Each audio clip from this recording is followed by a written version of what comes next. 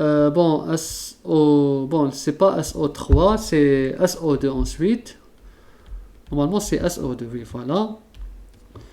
S, c'est toujours 6 électrons. Bon, les électrons de la couche de valence. O fois 2.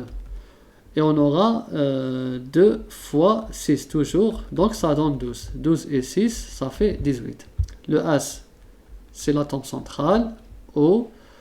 Donc, 2 doublés d'électrons. 2 fois 2, 4. D'accord, 2 et 2, 4. Moins 18, ça fait 14. Voilà.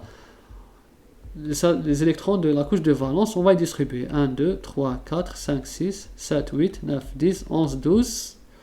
On a saturé les O. Et en plus, ça respecte la règle de l'octet. Une fois que ça respecte la règle de l'octet, on s'arrête. Maintenant, on a fait 12, il nous reste 2.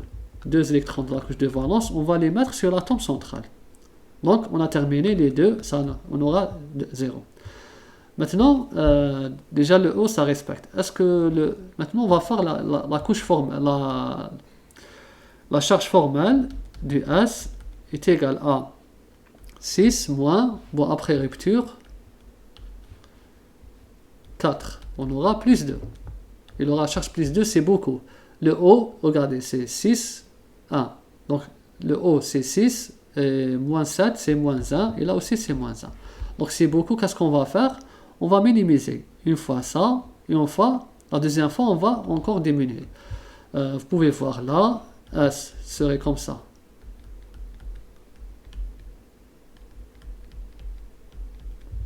Là, la règle de l'octet est toujours respectée. 1, 2, 3, 4, 5, 6, 7, 8.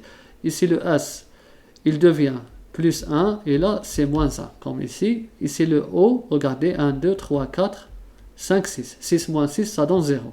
Donc, la charge aussi, là, on l'a minimisé. Mais on peut encore mieux faire. On va encore distribuer ces doublés non liants vers le S pour obtenir une double liaison.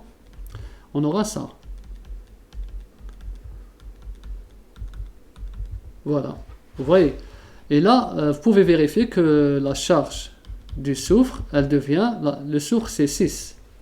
Bon là, j'ai oublié, on a les deux doublés, les doublés non liants. Après rupture dans le soufre, il va garder, donc il aura 1, 2, 3, 4, 5, 6. Et c'est 0. Donc voilà, notre molécule est neutre. C'est la charge formelle la plus basse possible. Elle est ici. Donc c'est la structure la plus plausible. On a ça, ça et ça. Mais la plus possible, c'est celle-ci. C'est la meilleure.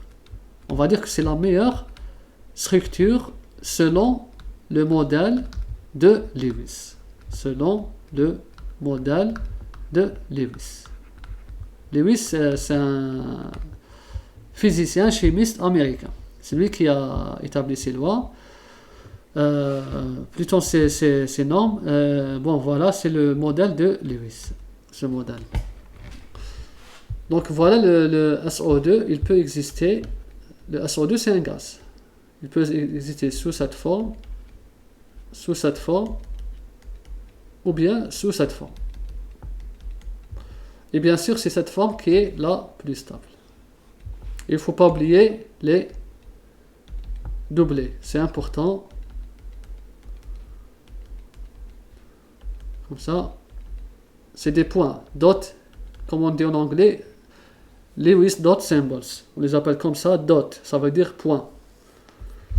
Voilà. SO2. Là, c'est toujours le S. Il est bien sûr hypervalent. Hypervalent, il est de cette forme. 1, 2, 1, 2, 3, 4. Il est comme ça. Il a deux électrons non liants, c'est-à-dire un doublé non liant, et 4 électrons célibataires. Là, ils vont former les doublés liants. Maintenant, le SF4, là, c'est des cas de l'hypervalence. C'est la même chose. Vous allez appliquer les mêmes normes. S, c'est 6 électrons. F, c'est 7 électrons, mais fois 4. Donc, on aura 7 fois 4, c'est 28, plus 6, ça donne 34. Le S, c'est l'atome central, évidemment. F, F, F. Puisqu'on a utilisé 4 doublés liants, 4 fois 2 c'est 8, 34 moins 8, ça donne 26 électrons de la couche de valence.